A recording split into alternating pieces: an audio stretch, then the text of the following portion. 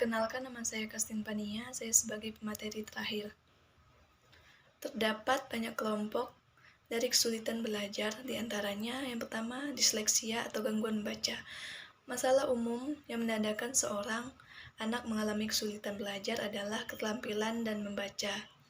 Anak-anak seperti ini mempunyai kesulitan dengan keterampilan fonologis yang melibatkan kemampuan untuk memahami bagaimana bunyi dan huruf dipadukan untuk membentuk kata-kata. Disleksia adalah satu kategori yang ditunjukkan bagi individu yang memiliki kelemahan serius dalam kemampuan mereka untuk membaca dan mengeja.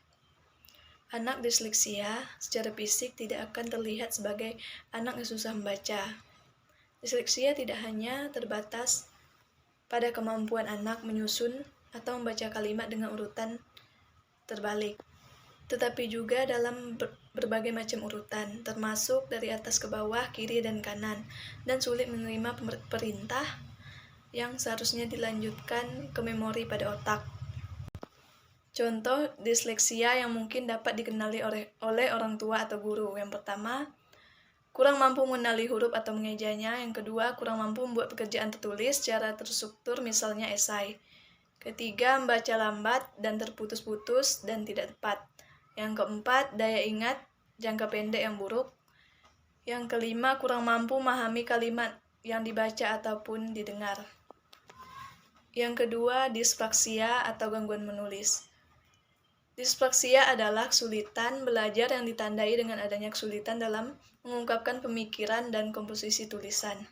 Pada umumnya, istilah dispraksia digunakan untuk mendeskripsikan tulisan tangan yang baik dan sangat buruk. Anak-anak yang memiliki dispraksia mungkin menulis dengan sangat pelan. Hasil tulisan mereka bisa jadi sangat tak terbaca dan tak mungkin melakukan banyak kesalahan ejaan karena ketidakmampuan mereka untuk memadukan bunyi dan huruf. Tanda-tanda yang bisa dikenali dari anak disleksia yaitu yang pertama, terdapat ketidakkonsistenan bentuk huruf dan tulisannya. Yang kedua, saat menulis penggunaan huruf besar dan huruf kecil masih tercampur. Yang ketiga, ukuran dan bentuk huruf dalam tulisannya tidak profesional. Yang keempat, sulit memegang pulpen maupun pensil dengan mantap. Yang ketiga, dysqualilia atau gangguan berhitung. Dysqualilia dikenal juga sebagai perkembangan aritmetika, adalah kesulitan belajar yang melibatkan kesulitan dalam perhitungan matematika. Para peneliti menemukan bahwa anak-anak yang memiliki kesulitan dalam perhitungan matematika sering mempunyai kekurangan neurologis dan kognitif, termasuk prestasi yang buruk dalam mengelola ingatan, persepsi visual, dan kemampuan visual spasial. Tanda anak dysqualilia yang pertama, sulit menentukan arah kiri atau kanan.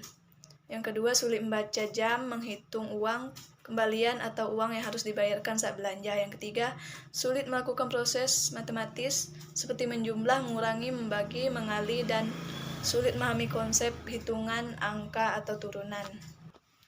Yang keempat, dispraksia. Dispraksia ditandai dengan terlambatnya seorang anak mencapai satu titik perkembangan yang seharusnya sudah dicapai oleh anak seusianya. Dispraksia tidak berhubungan dengan tingkat kecerdasan, namun dapat menurunkan kemampuan penderitanya untuk belajar. Kondisi ini juga dapat mempengaruhi kepercayaan diri penderitanya. Dispraksia ditandai dengan keterlambatan perkembangan motorik dan gangguan koordinasi. Gejala dan keluhan yang dialami penderita dispraksia bisa berbeda-beda pada tiap penderita. Bayi dengan dispraksia mengalami keterlambatan untuk mencapai satu titik perkembangan yang seharusnya sudah dicapai oleh bayi seusianya. Contohnya, terlambat duduk, merangkak, berdiri, atau berjalan. Yang kedua, mengalami kesulitan untuk melakukan gerakan yang membutuhkan koordinasi seperti menyusun balok atau menggapai benda.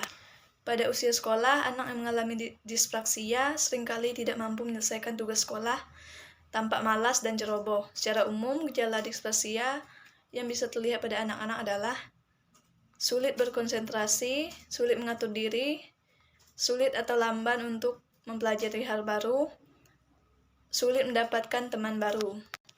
Dispraksia juga berlanjut sampai remaja dan dewasa. Gejala dispraksia yang dapat dilihat di usia ini adalah ceroboh, tidak pandai bergaul, sulit melakukan kegiatan olahraga dan seni, serta kurang kepercayaan diri.